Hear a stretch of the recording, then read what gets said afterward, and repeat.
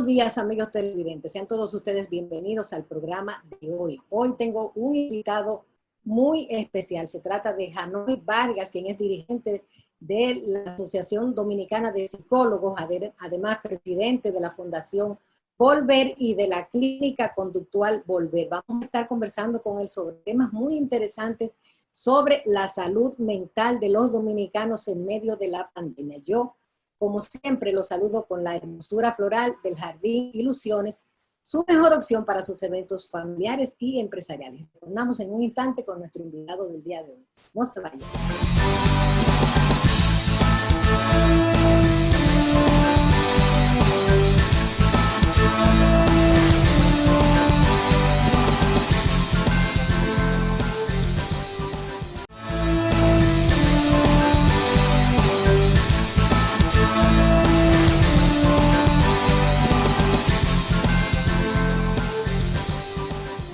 Damos la bienvenida a este segmento de nuestro programa a Janoy Vargas, quien es un destacado psicólogo, miembro de la Asociación Dominicana de Psicólogos, presidente de la Fundación Volver y de la Clínica Conductual Volver. Vamos a estar conversando con hoy sobre temas muy importantes porque vamos a abarcar la salud mental de los dominicanos en medio de la pandemia. Buenos días, Janoy. ¿Cómo te sientes? Bienvenido a nuestro espacio.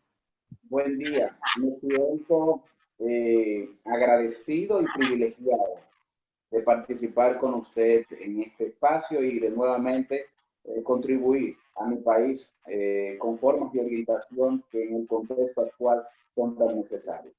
Así es. A mí me gustaría que hiciéramos un análisis de cómo está la salud mental del dominicano en medio de la pandemia del COVID-19. ¿Cómo lo sientes? Mira,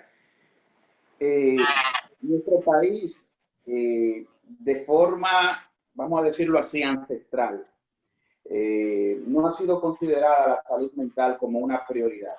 Y ha sido una crítica de la Organización Mundial de la Salud y la Organización Panamericana de la Salud que no hemos podido cumplir con los objetivos, ¿verdad? De incluir la salud mental dentro del sistema de salud del país, a nivel de las coberturas, a nivel del presupuesto.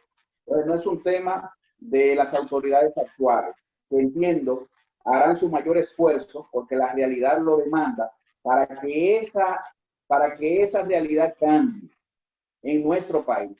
Porque te voy diciendo que nada más del presupuesto, tenemos el 0.38% de lo que se le da a la salud pública, que hasta el momento ha sido entre un 2 y menos de un 2 del Producto Interno Bruto.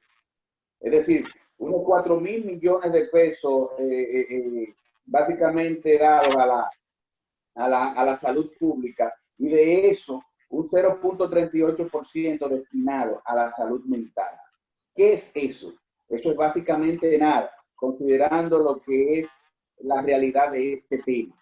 Entonces, estamos hablando de menos de un psiquiatra por cada 100.000 habitantes. Estamos hablando que de 41.000 aproximadamente egresados de las universidades que estudiaron psicología, que gran parte no ejerce. Pero de eso, por ejemplo, el sistema de salud, lo que tiene uno ahora mismo contratado unos 700 psicólogos dentro del sistema de salud. Entonces, cuando tú analizas la realidad del impacto de esta pandemia, lo que nos está diciendo la ONU en relación a la necesidad de que los países adopten políticas públicas para atender el impacto de la pandemia en la salud mental. Esos son comunicados recientes.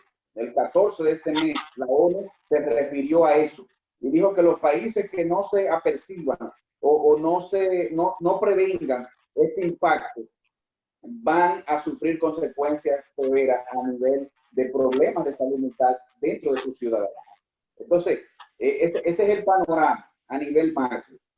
A nivel ya de aquí, aterrizando aquí, te voy diciendo que en contraste al año pasado, al 2019, nosotros nos encontramos de enero a octubre de este año, nos encontramos con 17 casos más de suicidio, considerando que no está registrado realmente a cabalidad quizá otro caso debido a que la misma pandemia dificulta la tramitación de datos, las documentaciones de casos de suicidio.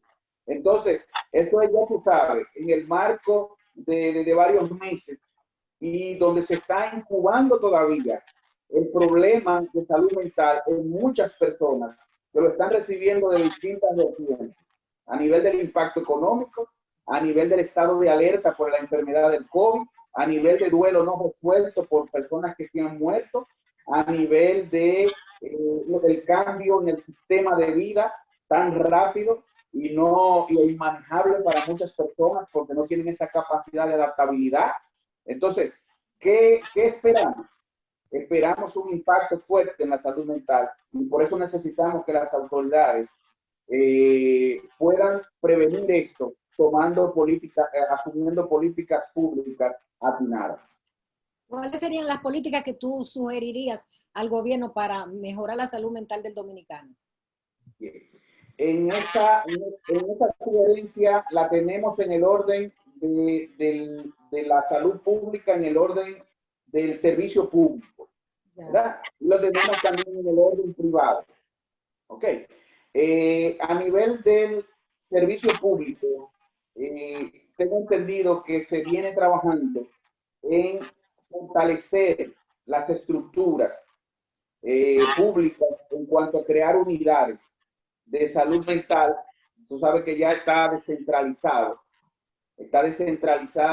en la asistencia a nivel de segundo y tercer nivel de atención, como lo teníamos antes, en el ya famoso 28. No sé si te acuerdas, famoso 28, donde internaban a las personas con trastornos mentales, a veces de manera indefinida, donde había gente ya viviendo ahí que su familia lo había abandonado. Es decir, eso cambió, se ha descentralizado y se empezaron a utilizar centros médicos con la finalidad de darle entrada a personas que estuvieran en crisis o que necesitaran un segundo nivel de atención. Eso lo que hay que hacer es fortalecerlo. ¿Por qué? Porque tenemos 40, 50 camas a nivel nacional en el orden público. Y la demanda va muy por encima de ahí. Para que una persona vaya se le reciba en algunos centros donde tienen ese servicio de salud mental en segundo nivel, es decir, que haya que internarlo por crisis, a veces se le demanda a la familia que tiene que quedarse, porque hay gente que entra, lo lleva al paciente y se desaparece. Y entonces a veces hay que exigirle que se quede, pero exigirle a alguien que se quede de la familia, con los compromisos a veces que tiene, le dificulta poder entrar al pariente a recibir tratamiento. Entonces, esa parte tiene que mejorarla en este sentido y ampliar el número en las diferentes provincias. Entiendo que se está trabajando en eso y eso es favorable, pero eso hay que acelerarlo y meterlo como un plan de emergencia porque no nos puede, ya de por sí, el sistema no aguanta la demanda. Hay muchísimas personas amarradas en la casa que la familia no lo puede llevar al centro de salud porque no hay espacio para ellos o porque la enfermedad es crónica y entonces tiene constantes recaídas y básicamente no lo pueden albergar por mucho tiempo. Entonces hay gente que está amarrada en la casa. Hay gente que no tiene a veces para comprar los medicamentos. Y hay otros que están en la calle como ya lo conocemos. Entonces, esa situación debe de cambiar, sobre todo en una condición de tanto riesgo. Para mí, que trabajo mucho, es muy lamentable, casos como el que ocurrió en Jaina hace unos meses atrás, donde el día del cumpleaños de su mamá, un hijo con problemas de esquizofrenia la mató de una puñalada. Eso es muy duro. Un caso en Santiago, una persona con problemas de paranoia asfixió a su papá mientras estaba durmiendo. ¿Me doy a entender?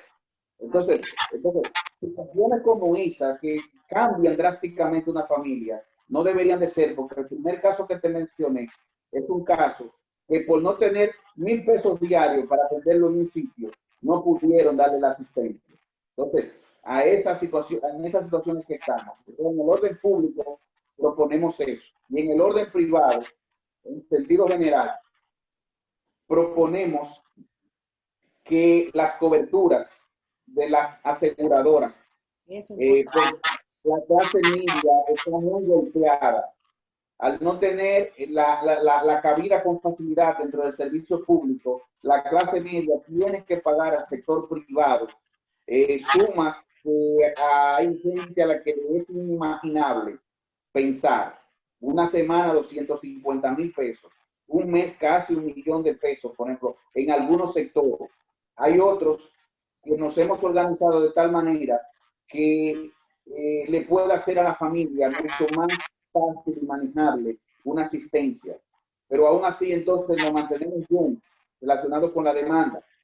Entonces, la familia dominicana sufre un impacto muy fuerte y las enfermedades de salud mental son condiciones de salud que hay que lidiar con ellas por largo tiempo. Entonces, necesitamos cobertura en ese sentido. Fíjate que ahora se empiezan a abrir las aseguradoras, sobre todo el SENASA, pero muy tímidamente porque no dan con facilidad los códigos y no facilitan los procesos. ¿Quién sufre ahí? El ciudadano. no, ¿y cuáles son las enfermedades mentales que han surgido por la pandemia que ustedes están tratando? Sí, mira, trastornos de depresión mayor. Ya. ¿Verdad? Producto del impacto económico para muchos casos que genera la frustración de perder lo que tenían y la dificultad para poder rehacer eso. Trastorno por abuso de alcohol y otras sustancias psicoactivas para poder evadir la realidad del impacto de la pandemia. Así es. Por ejemplo, en Canadá se hizo un estudio, que esa es otra cosa que aquí no se hace, y se comprobó que el 20% de la ciudadanía o el 20% de las personas que ya de por sí ingerían alcohol aumentaron el consumo.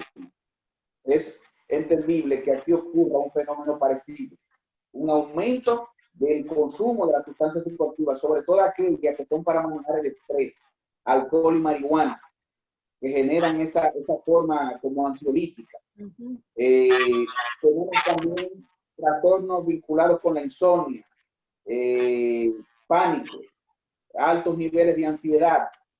Bien, estamos hablando básicamente, por ejemplo, de pacientes que tienen condiciones de salud subyacentes que a veces ni siquiera lo saben, debutan con una bipolaridad, debutan con una esquizofrenia. ¿Por qué? Porque el estrés incide y dispara eso. Así es.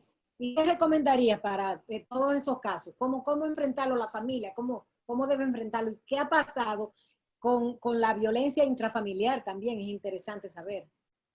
La violencia intrafamiliar se registra juntamente con temas de abuso sexual por el hacinamiento, por ¿qué te puedo decir? Tener que agarrar los hijos y dejarlo donde se pueda para irme a trabajar. Sí. La violencia intrafamiliar como resultado del impacto económico, los niveles de estrés, de no poder dar respuesta a las necesidades de la casa. Ese estrés muchas veces se traduce en irritabilidad y se convierte luego en formas de violencia verbal, física. Bien, por eso nosotros recomendamos algo que se tiene pendiente desde la salud pública y es aumentar la entrada de psicólogos y psicólogas al sistema, incorporarle muchas personas que no están haciendo nada, cambiarla por esas botellas que ni siquiera servían de circulante y convertirla en una fuerza preventiva de problemas sociales que van a generar gastos en el sector público a nivel de la salud, en el sector de justicia, porque por ahí vienen problemas legales vinculados con esos problemas de salud mental. ¿Me doy a entender? Entonces, incorporar esa fuerza, ese recurso humano, pero hemos tenido, hemos sabido de que lo que se ha estado haciendo con algunos colegas es despidiéndolo de su trabajo por formas de cambios administrativos. Entonces, esas son prácticas que esperamos que se eviten, porque ahora mismo un psicólogo, un psiquiatra, un médico familiar es una pieza vital dentro del sistema de salud.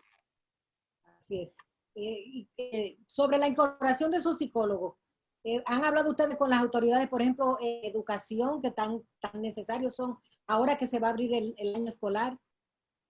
Sí, bien, nosotros a través del CODOPSI, del cual soy el financiero dentro de la directiva, hemos estado en contacto con las autoridades y promoviendo como asesor del Estado en materia de psicología, porque eso es el CODOPSI, estamos promoviendo y dando ideas sobre mejoras en cuanto a lo que es el sistema de salud que toma en cuenta la salud mental. Dentro de eso, participamos junto con el UNICEF en un proyecto de asistencia vía telefónica a la familia y básicamente pudimos darle asistencia a unas casi 600 familias a través de líneas de ayuda, gracias al apoyo de UNICEF en este proyecto. Cómo no. Vamos a una pausa y retornamos con nuestro invitado, Hanoy Vargas. No se vayan.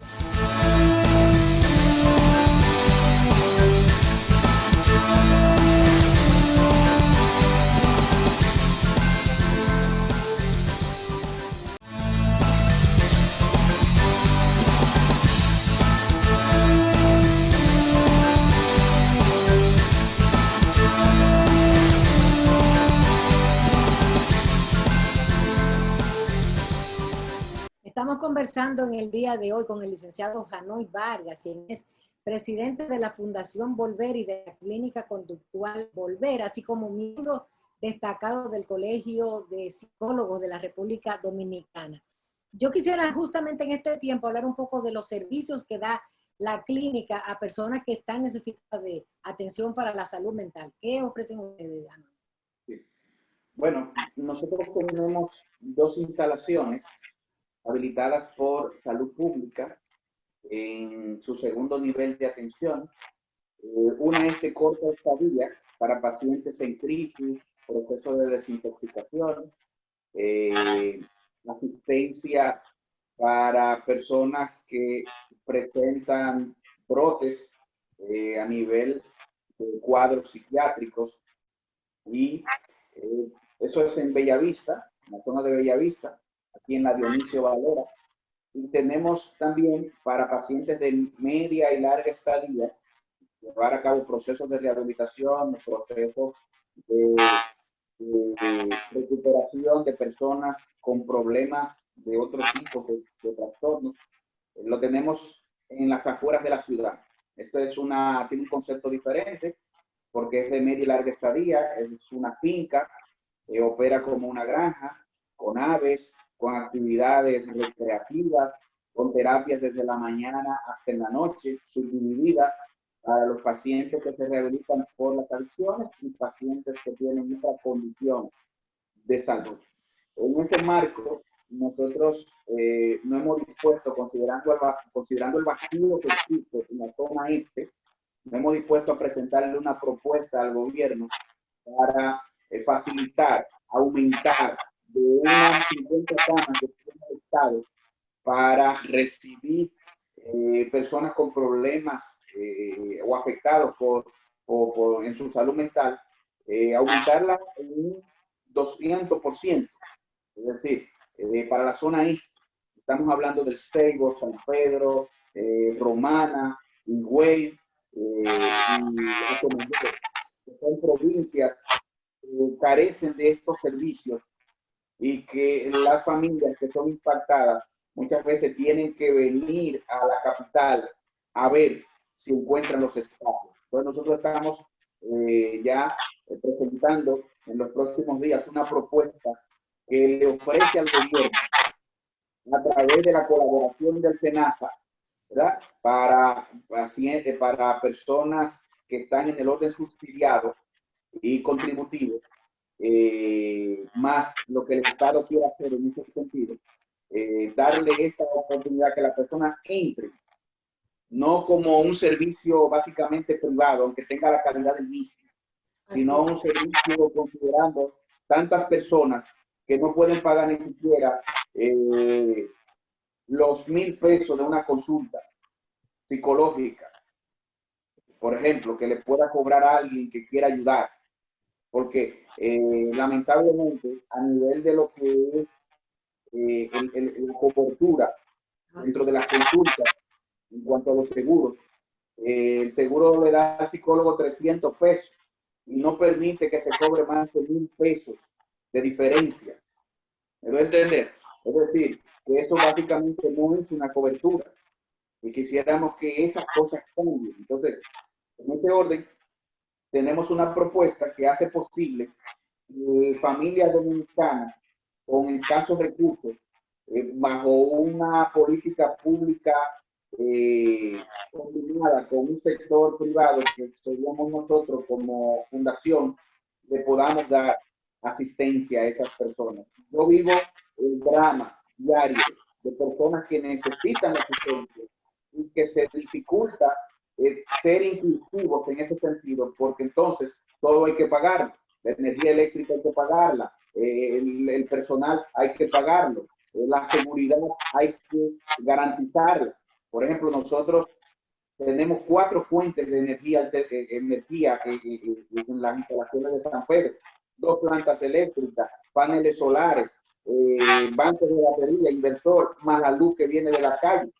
Es decir, uno puede garantizar eso y tener un personal 24 horas de seguridad con unas más de 40 cámaras y enfermería constante para evaluar los pacientes, seguir las prescripciones médicas. Tú no puedes hacer eso si tú no tienes un apoyo del Estado. La familia no puede accesar a ese tipo de servicios, por más cómodo muchas veces que se le quiera poner. Cómo no, Hanoi, voy a pedirle a nuestro coordinador que inserte una promoción que ustedes tienen sobre los servicios contra la adicción, para que hablemos un poquito de estos servicios que ofrece la clínica. Vamos con nuestro coordinador. Arranca y no hay quien te pare. Sabe que estás mal y lo vuelves a hacer. Estás en adicción. Piensa en volver.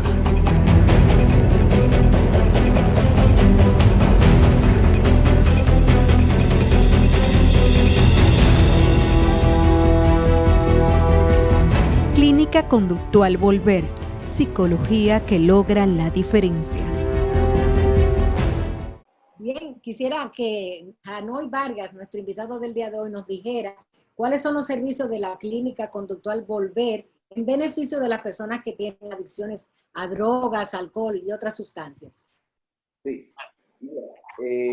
nosotros, la entidad comenzó originalmente dando ese tipo de servicios y ha desarrollado un expertise en los programas de rehabilitación, utilizando una metodología basada en evidencia, una infraestructura adecuada para los pacientes de media y larga estadía y un personal ampliamente capacitado en los programas TRIGNA de Naciones Unidas para intervenir y trabajar personas con problemas de adicción.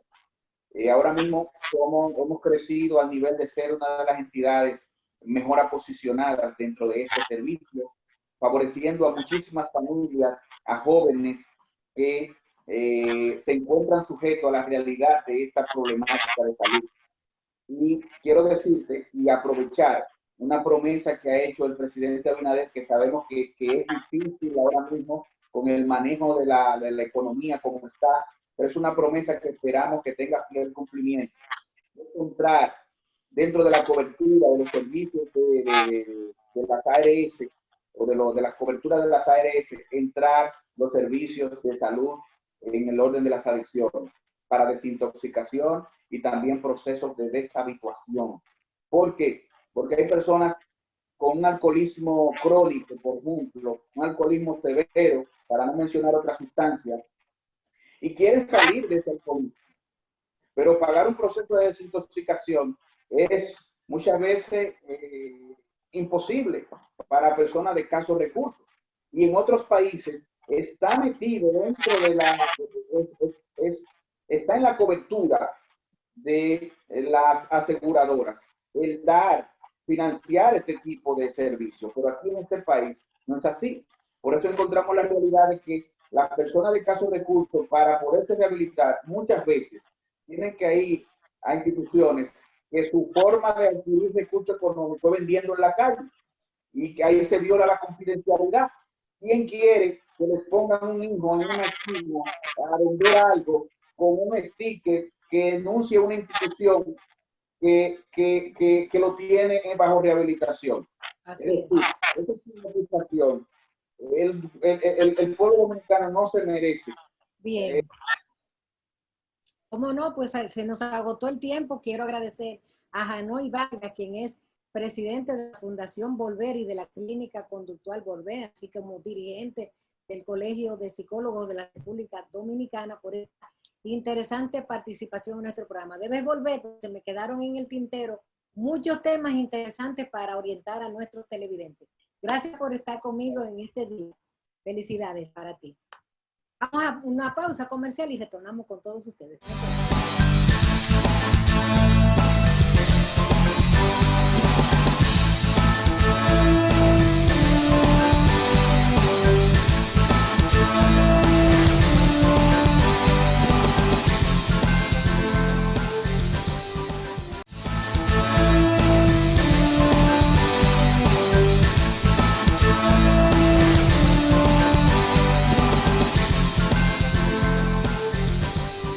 Amigos televidentes, muy buenos días y como siempre nuestro agradecimiento por la compañía que nos hacen para llegar a sus hogares en otra propuesta de palpitar económico de punto de vista. En esta mañana dominical tenemos la grata compañía de Enrique Fernández, quien es presidente ejecutivo de la Asociación de Concesionarios y Fabricantes de Vehículos, ACOFAVE. Buenos días, Enrique. Buenos días, Héctor. Encantado de verte. Gracias igual. ¿Cómo está todo? Bien, gracias a Dios, aquí pasando la pandemia. Ha afectado a todos los sectores en mayor o menor grado, pero que yo digo que es algo así como un periodo de guerra que a nuestra generación nos ha tocado vivir, con la ventaja de que no hay pérdida, no hay daños colaterales, pero y no hay que esconderse de la bomba, pero realmente el símil es bastante parecido a las guerras en cuanto al impacto en la economía, en el movimiento social y económico en general. Es una experiencia que vamos a recordar por muchos años. Ya. Precisamente hablando de eso, de ese impacto de la pandemia, como ha tenido consecuencias en la economía, en las finanzas de muchos sectores del comercio, la industria y los servicios. Me gustaría que nos indicara para los televidentes cómo ha impactado en el sector que tú representas, o sea, ACOFAVE, los concesionarios de vehículos, que son los representantes de marcas que importan los vehículos nuevos que llegan al país cada año. El indicador más veraz que podemos usar es en el sector vehículo, es el número de nuevas placas que emite la DGI mes por mes, la cual ellos ofrecen y han venido ofreciendo oportunamente ya durante más de 2 años, y eso ayuda mucho a darle seguimiento de una manera inequívoca a qué es lo que está sucediendo en el sector. Y yo me he ocupado de hacer las comparaciones del 2019 con el 2020, y el reporte que tengo para responder tu pregunta es de que en el periodo de enero-junio de ambos años, las ventas de este año 2020 están en un 53% por debajo del año pasado, por lo que estimamos que el año va a cerrar definitivamente con un 50% menos de ventas que el año pasado. Eso impacta tanto a los vehículos nuevos como a los usados. Cuando me preguntan de estadística, tengo que aclarar, porque por razones para mí inexplicables, la anterior administración de la DGA, en plena pandemia, sacó una información diciendo que las importaciones estaban creciendo, estaban normales, la de vehículos. Y hay que aclarar que una cosa es importar la unidad y otra es venderla. Los vehículos no son como el cornflake o el jamón que tú pones un fax y te lo mandan de Miami, o aún así las televisores y los celulares que tú vas a una feria o tú mandas también un email y pones un pedido a una fábrica. El mercado dominicano es relativamente pequeño y esos productos normalmente existen inventario en el fabricante para atender la demanda. Un vehículo que viene a República Dominicana siempre, salvo que sea alguna cancelación de una orden, alguna situación muy rara, lo normal es que el concesionario tiene que poner el pedido 5 o 6 meses antes de que la unidad llegue al país. Y se toma 2 o 3 meses fabricarla y un par de meses embarcarla y hacer la travesía. O sea que cuando tú miraste, como hizo la DGA, las estadísticas en el mes de abril, el impacto de la pandemia no se veía.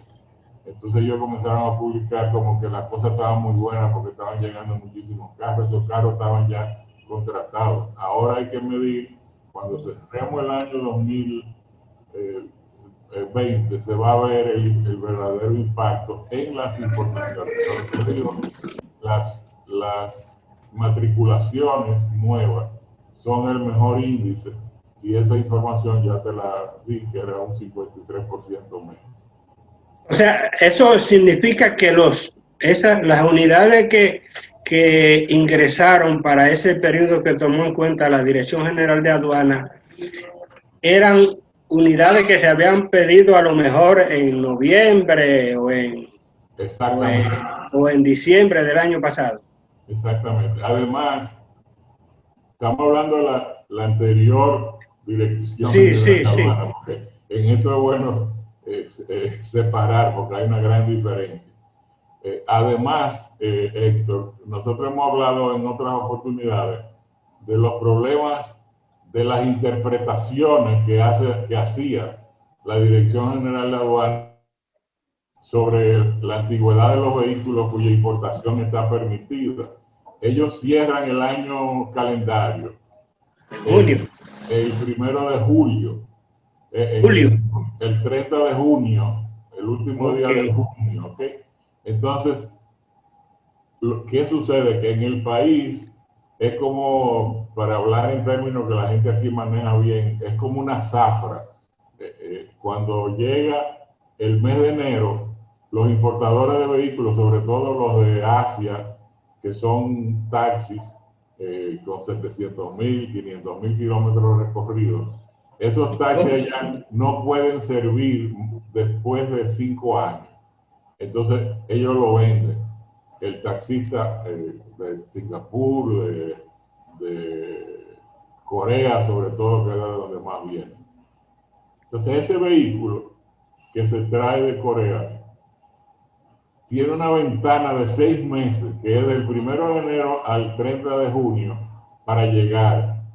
Y lo que hacen los importadores es que en esos 6 meses abren grandes inventarios. Y por eso, si tú te fijas en la autopista, los sitios que se especializan en esos vehículos coreanos, sobre todo, tú ves que a la primera mitad del año, por ahí ya febrero, marzo, están llenos de vehículos. Y el resto del segundo semestre se van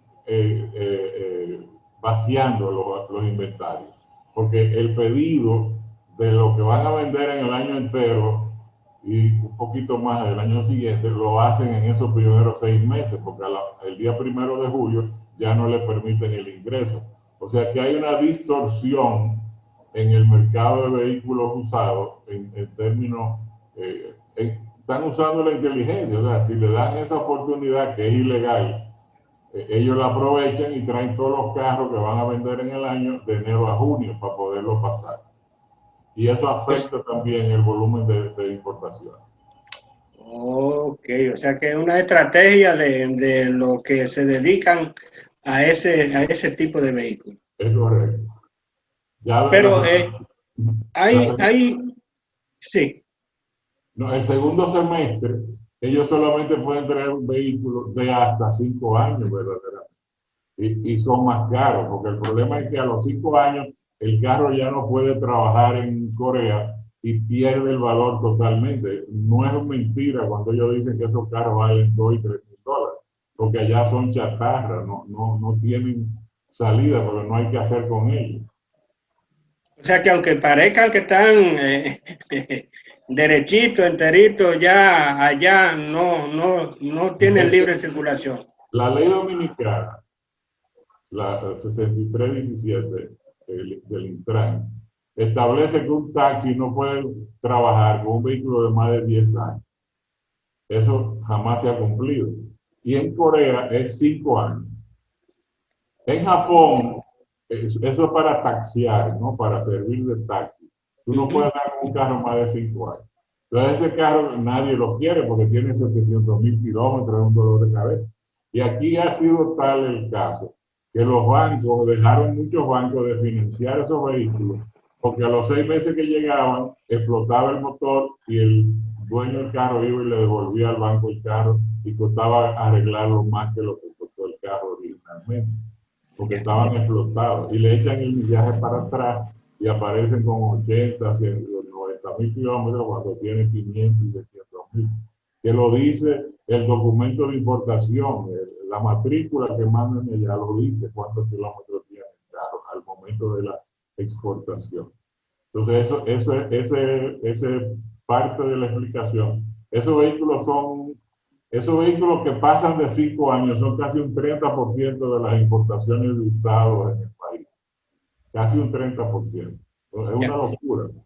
Sí, Enrique, cuando tú hablabas en el segmento anterior, en la pregunta anterior, en la original, sobre las estadísticas que había compilado en la asociación, pero me hablaba de porcentaje. A mí me gustaría que habláramos en términos de unidades, tanto del mercado total como de la parte que representa a COFABE. Pero vamos a hacer una breve pausa comercial y venimos con esa pregunta.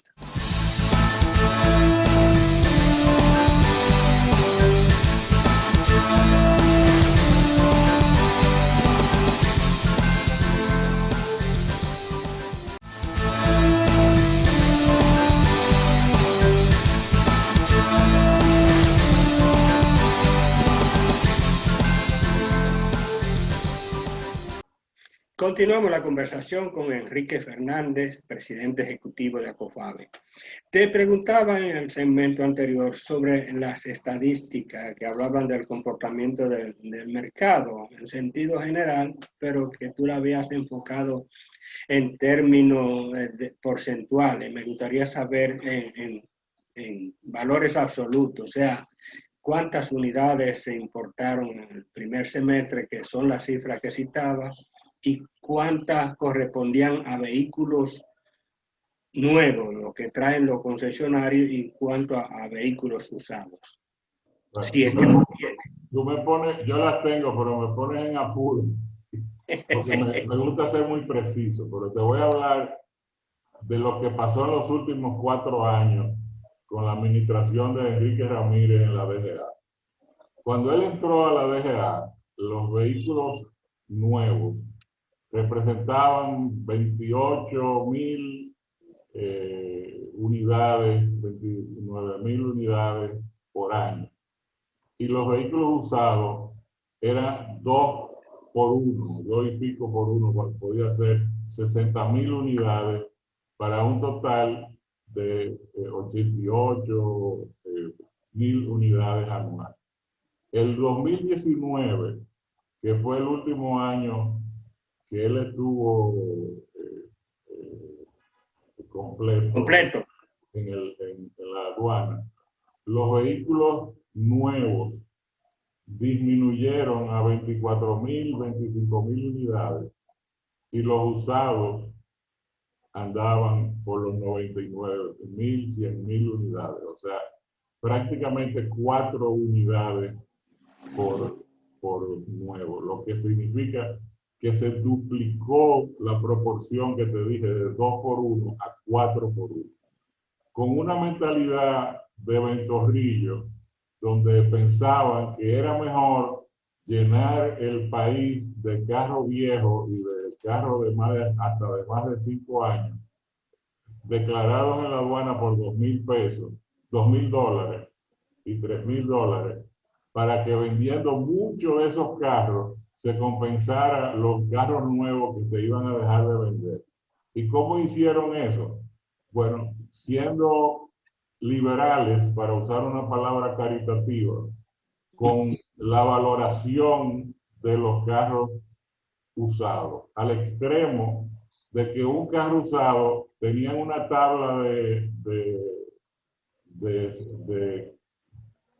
amortización, de depreciación, que cuando un carro tenía 1 año de uso, lo depreciaba un 45%. O sea, prácticamente la mitad. Entonces, ¿quién va a comprar un carro nuevo pagando el 60% que es que se paga de impuestos cuando tú sumas y restas todos los impuestos, o el 50%, si es un carro que viene bajo libre comercio? O sea, incluyendo arancel y TEDI y el impuesto a la renta. Oscila entre 50 si es un vehículo bajo libre comercio o un 60. Entonces, ¿quién va a pagar eso si tú puedes esperar 1 año? Es más, era negocio comprar el carro, dejarlo en Miami con placa, darle unas cuantas vueltas allá y traerlo al año, porque ya era 45% menos de impuestos. Entonces, realmente, en esas condiciones, el golpe fue muy serio y lo que es peor, o sea, eso es a nivel de carro de precio medio, de precio alto, medio. Pero en el segmento de abajo, como te digo, aquí no había carro coreano de taxi antes de esta administración, por lo que te dije. Eran 5 años de prohibición y los carros ya se pueden usar por 5 años. Y ningún taxista va a perder 1 año de uso de su vehículo, que ya lo tiene pago, y que para venderlo en 3.000 dólares. Eso no hace sentido económico allá. Pero sí hacía sentido económico traerlo aquí cuando te dan 6 meses para traerlo. Entonces, esa filosofía, y llamémosle populista, es la culpable del desorden que hay en el tránsito. Porque tú tienes, cuando uno vio la ley 66-17, que hablaba de que los taxistas se tenían que convertir en compañía por acciones y hacer un transporte colectivo, y uno comenzó a ver todos esos carros coreanos llegando y llegando y llegando y sustituyendo los antiguos vehículos que habían japoneses por coreanos. Dijimos, ¿por qué es lo que estamos? Es peor que antes, porque antes los vehículos japoneses que venían de Estados Unidos principalmente, y el valor era un poco más alto. Entonces, esa filosofía de vender mucho y vender barato para tener ingresos, en vez de vender poco a mejor precio para que hubiera más ingresos para el gobierno, es lo que ha generado el caos que tenemos en la ciudad y en las carreteras y en todas partes. Porque en otros países, en la medida en que la economía crece y la población crece y la ciudad no crece, porque tenemos un tamaño reducido de infraestructura vial, en otros países lo que hacen es que le van subiendo los impuestos y le van poniendo trabas a los vehículos. Hay sitios que hay que comprar un permiso, hacen subasta para que tú puedas comprar un carro nuevo. Y el gobierno es que se beneficia de lo que se paga el cliente en la subasta. O sea, es una filosofía totalmente contraria a lo que se ha demostrado como que son las mejores prácticas en otros países. Yo creo que Pero eso es contrario a la tendencia mundial de mejoría en el tema ambiental, entonces. Precisamente, iba a decirte que acaba de salir un estudio que ya yo lo había visto, que en Costa Rica se había hecho, que un carro usado a los 5 años contamina 5 veces más, 80% en el caso de este otro estudio que acaba de salir, que lo que contamina el mismo carro cuando es nuevo. O sea, los carros tienen una vida útil, los motores, y en la medida que se va taponando el convertidor catalítico, y en la medida en que las anillas se van desgastando, va entrando aceite a la cámara de combustión y se va generando mucho más humo que cuando el carro sale nuevecito de fábrica. Entonces nosotros lo que estamos haciendo es esperando que el carro se deteriore afuera para traerlo usado y recibir el impacto de todos esos gases dañinos a la salud. Entonces eso se paga en los hospitales y se paga en el sistema de salud pública, que es el que tiene que atender a todos los enfermos, porque nadie se da cuenta que es una consecuencia de los carros. Por eso en China están prácticamente, ya en Europa, los carros de combustión interna, los de gasolina y gasoil, tienen fechas fijas para cuándo va a ser el último año que se van a poder vender. O sea, en el 2030, 2035, ya se ha dicho, no se va a poder vender. No es que van a botar lo que ya existe, pero no se va a poder matricular un carro nuevo de que no sea eléctrico 100% con batería. No se va a poder vender y ni matricular. Entonces aquí no hemos... Por suerte el presidente hizo una declaración de principio, por así decir, utilizando un vehículo eléctrico, como diciendo esto se puede, esto es algo posible.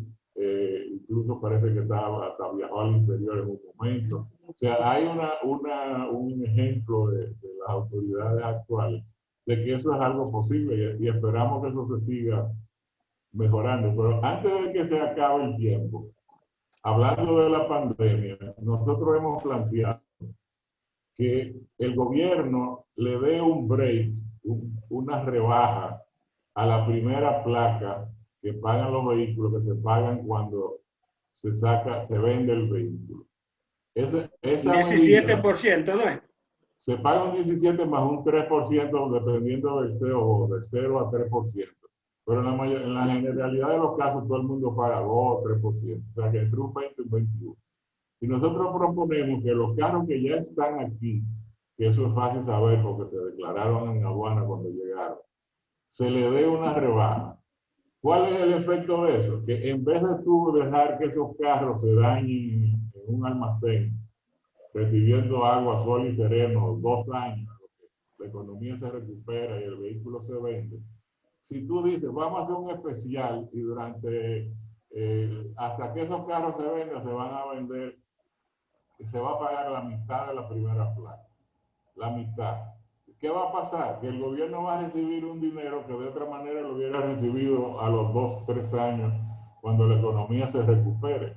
Segundo, esos vehículos se van a poder vender a un mejor precio que cuando ya tengan 3 años guardados, que la gente sabe que los vehículos por año, cada año van perdiendo valor. Y tercero, eso va a generar un freno a las importaciones de vehículos, a las importaciones nuevas de vehículos, porque la gente va a decir, yo no me voy a meter en traer un vehículo ahora, sea nuevo o usado, porque tengo que primero vender lo que tengo en inventario. Y si lo traigo, ese vehículo no va a tener el incentivo de la mitad de la primera placa y por lo tanto los compradores van a preferir lo que sí los vehículos que tienen el incentivo. O sea, es una situación que parecería que el gobierno está haciendo un sacrificio, pero si tú calculas lo que paga el gobierno de intereses cuando coge un préstamo para atender a las necesidades que tenemos ahora, es una medida que acelera el ingreso fiscal para el gobierno en cuanto a que esas ventas se adelantan en vez de esperar que se recupere la economía a 2 o 3 años. los concesionarios dejan de pagar intereses, los dealers que tienen deuda porque cogieron esos vehículos y están pagando un préstamo. Es decir, se sanea el inventario de los concesionarios y dealers y se genera una dinámica de que alguien tuvo la oportunidad de comprar un vehículo con una exoneración, que es la palabra que aquí le gusta a los dominicanos, parcial. Y eso genera un estímulo que, junto con lo que el Banco Central ya hizo, de ofrecer unas tasas muy atractivas al sector financiero, pues es una combinación que sería sumamente importante e interesante para atravesar esta crisis que estamos enfrentando. Esa ha sido nuestra... ¿Qué otra cosa ustedes han requerido? Porque bueno, creo que hablaba del activo, del impuesto a los activos también. Sí, esas otras cosas son importantes también, porque y algunas de ellas están contempladas en la ley. O sea, nosotros estamos, como te dije, en una situación de casi guerra. O sea, hay lo que se llama la economía de guerra, donde tú tienes que tener medidas extraordinarias, donde tú no puedes seguir con la rutina de negocio normal. Por ejemplo, tú no le puedes pedir a alguien que pague impuestos en el 2020 basado en estimaciones hechas por las ventas que tuvo y las ganancias del 2019. Eso lo contempla la ley y es algo que aspiramos. Y también lo mismo sucede con los inventarios. Estos inventarios que tenemos, porque la economía se congeló y la gente no está comprando los carros, esos inventarios generan un 1% de pago sobre los activos, porque son un activo en el balance de la empresa. Entonces eso se debería también de dar alguna concesión sobre ese pago, de ese pago sobre los activos. Sobre todo a un sector como el de vehículos, que sus activos son el inventario principalmente. O sea, las otras cosas no tienen maquinaria, no tiene materia prima. El inventario, los activos de una compañía son básicamente el local donde hacen el negocio y el inventario, los carros que tiene, los camiones que tiene. Ese es otro de las peticiones que hemos hecho y que realmente es importante para variar esta tormenta que estamos pasando todos. Entendemos que hay muchos sectores sufriendo y que todo el mundo necesita una atención. Por eso lo que hemos planteado son medidas que implican un sacrificio mínimo del gobierno y que, por el contrario, generan un aceleramiento de los ingresos del gobierno, en vez de dejar ese inventario ahí envejeciéndose y perdiendo valor. Ok. Bueno, Enrique, gracias por haber aceptado nuestra invitación y dedicar parte de tu tiempo para esta entrevista. Espero que incluso esas peticiones del sector sean acogidas por quienes tienen facultad para hacerlo. Bueno, esperamos que sí. Hemos recibido buenas indicaciones de apertura y de escucharnos. Y como digo, el presidente es el primero que ha dado ejemplos de modernización y esperamos que entienda esta realidad que estamos enfrentando. Muchas gracias a ti por entrevistar. Bien, y a ustedes, amigos televidentes, como siempre, la cita para el próximo domingo en otros puntos de vista. Hasta entonces.